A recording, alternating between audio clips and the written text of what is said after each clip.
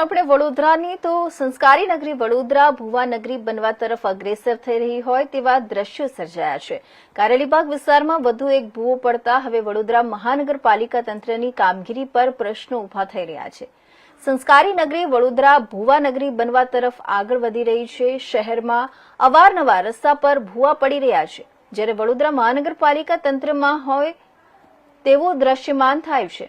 તેવામાં આજરોજ કારેલીબાગ વિસ્તારમાં આવેલા ચેપી રોગ હોસ્પિટલના મુખ્ય દ્વાર પર જ એક મસ્ત મોટો ભૂવો પડ્યો હતો, જેની જાણ થતાં વડોદરા મહાનગરપાલિકાની ટીમ પણ દોડી આવી હતી, પણ ભૂવા પર બેરિકેડ મૂકી સંતોષ માન્યો હતો।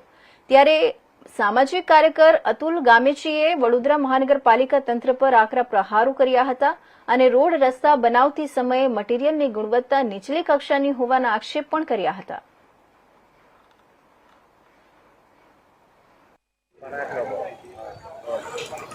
સ્માર્ટ સિટી ફરી વખત ભુવા નગરી શું કહેશો?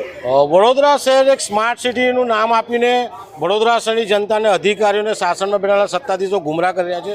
વડોદરા એક ખડોદરા બની ગયું છે। વડોદરા શહેર ભુવા નગરી, સંસ્કારી નગરી, ભુવા નગરી અનેક ઉપનામ જ્યારે મળ્યા છે, ત્યારે આજે નવું જ કારેલીબાગ વિસ્તાર ચેપી રોગના દવાખાનાની બરાબર ગેટ પાસે ભૂવો પડ્યો છે।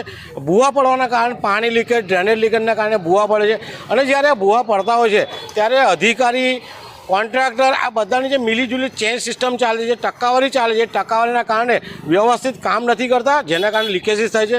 હવે આ લીકેજ થવાના કારણે રોડ પણ ખોદી નાખ્યો છે, રોડની વેલિડિટી પણ અહીંયા પતી ગઈ છે। તો સત્તાધીશો જે નવા આવ્યા છે, મેયર હોય, ચેરમેન હોય, એમને વિનંતી છે કે રોડ પર નીકળો, આખા વડોદરામાં ફરો, ક્યાં ક્યાં આવા સમસ્યા છે, કેમ સમસ્યા છે, કોના કારણે સમસ્યા છે, એની તપાસ કરવામાં આવે, અને આવા જે બી અધિકારીઓ છે નિમ્ન કક્ષાનું કામ કરતા હોય, હલકી ગુણવત્તાનું કામ કરતા હોય, એવા અધિકારીઓ સામે તરત એક્શન લે એવી અમારી માંગ છે। બાજુમાં ચેપી રોગ આવેલો છે, જાહેર માર્ગ છે, જે રીતના ચેપી રોગનો દવાખાનાનો મુખ્ય રોડ છે અને પાછો અહીંયા ગેટ છે, જે પણ દર્દીઓ છે અવરજવર વધી હોય છે, રિક્ષાઓ અવરજવર વધી હોય છે, ત્યારે આવા જો મુખ્ય રોડ પર અને દવાખાનાની સામે પડતા હોય તો આમાં ક્યાંક ને ક્યાંક સત્તાધીશો અને અધિકારીઓ વિચારવું જોઈએ કે આવી જગ્યાએ ભૂવા ના પડે છે, આવી જગ્યાએ લીકેજ ન થવા જોઈએ।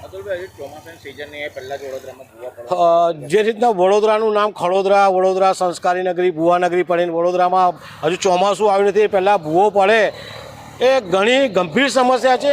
વડોદરા શહેરના જે સત્તાધીશો છે 30 વર્ષમાં વડોદરા શહેરને ભુવા નગરી ના પડે, ભૂવા પડતા જ રહે છે, પરંતુ આનું કોઈ ચોક્કસ નિરાકરણ લાવતા નથી। નવી નવી મશીનરી લાવે છે, એનો પણ ઉપયોગ કરતા નથી। જે પણ નાકાય કે કાય હોય છે, ભણેલા હોય છે કે નહીં, એમની પાસે લાયસન્સ હોય છે કે નહીં, બધાને કામ આપી દે છે, મળતિયાઓને કામ આવે છે, એના કારણે આ ચોમાસા પહેલાં ભૂવા પડવાની શરૂઆત થઈ જાય।